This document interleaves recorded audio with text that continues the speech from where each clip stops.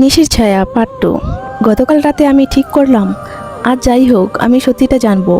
রাত 2টা আবার সেই মাঠে গেলাম। চারপাশ নিঃশব্দ। হঠাৎ ঠান্ডা বাতাস বয়ে গেল। আমি মোবাইলের লাইট জ্বালাতেই দেখি মাটিতে 2টা ছায়া, কিন্তু আমি তো একাই দাঁড়িয়ে। ধীরে ধীরে একটা ছায়া আমার দিকে থেকে আলাদা হয়ে গেল।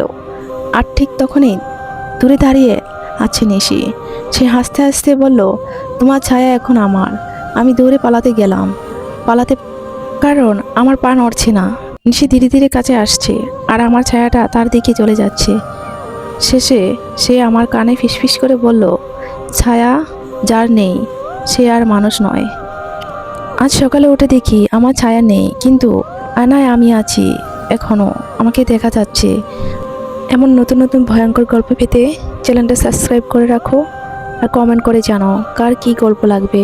কমেন্ট অনুযায়ী গল্প দেওয়ার চেষ্টা করব।